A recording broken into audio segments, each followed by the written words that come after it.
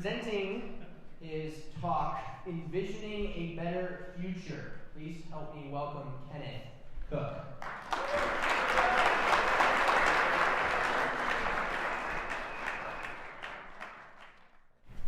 By the time a child turns 16, the chance of them having experienced an extremely traumatic event, such as losing a loved one, witnessing a death, or even attempting suicide, is 75%. Consider secondary trauma, such as divorced parents and estranged family members, and we get into decimals fast. I am an extraordinarily lucky human being.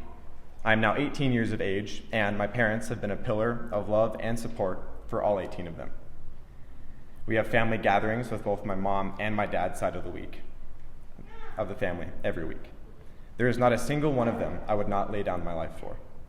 I've never known hunger, never flinched from a parent's touch, nor have I had to worry about my basic needs. While I am aware of these blessings, for much of my adolescent life, I took them for granted.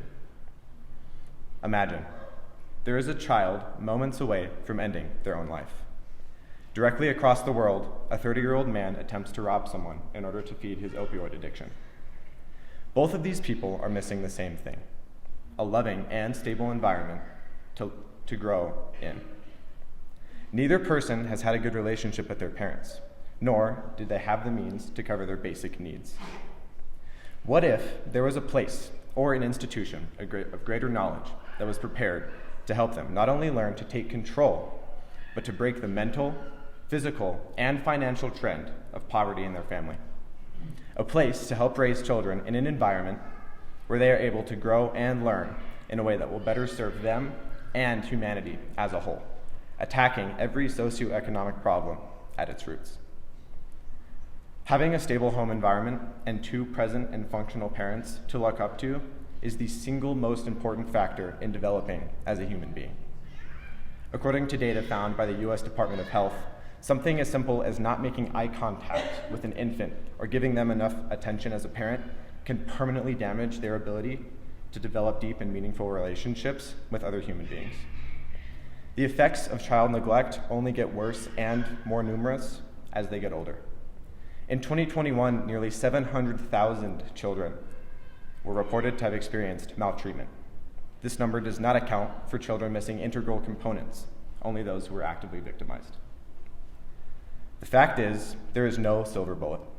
This problem is as old as humanity itself, and it should go without saying that I'm not the first person to want to tackle this.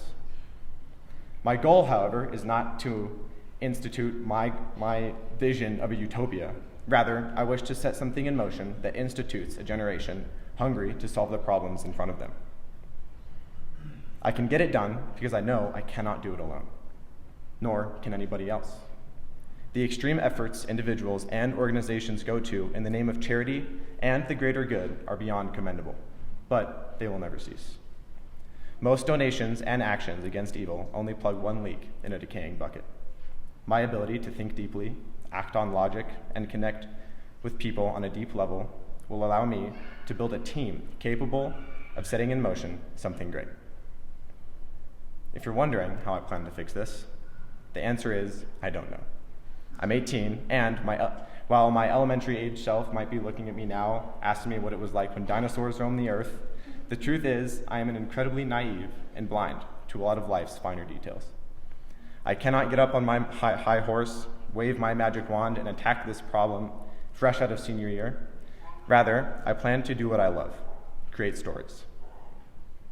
Purpose is found where talent and passion meet. Simply put, my passion is giving kids the same opportunity I had and watching a generation of innovators and creators grow to accomplish great things. My talent lies in storytelling, creating and capturing events and reproducing them on the big screen. I remember when I first picked up my camera, I must have been 12, maybe 11. My extended family was going on a trip to Disneyland, and everyone could remember it. I would take out my iPhone 6, hold it high above my head, and say, "Hello, fellow vloggers." It was great.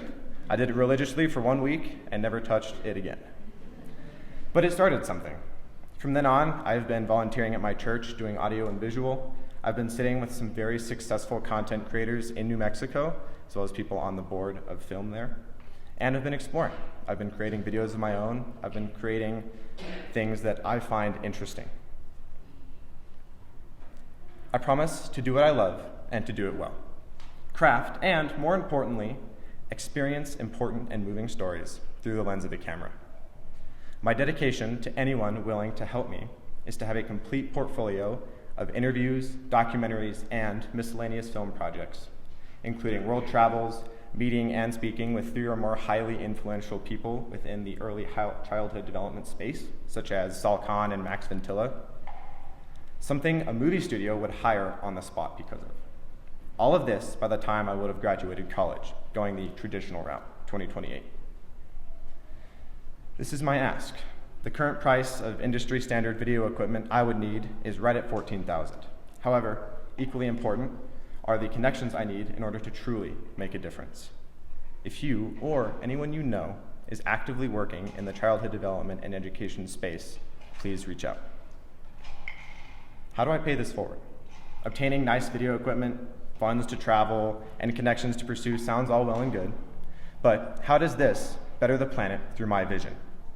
My goal is to create a historical archive that anyone could look at and feel inspired to act upon.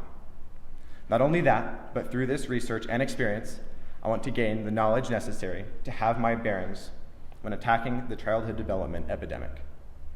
Through all of this, I want to create a brighter future for the next generation, not by paying for things, not by giving handouts, but by setting a precedent of love and excellence to be carried on forever. To learn more about what I am currently doing and what I've already done, you can visit my website. Thank you.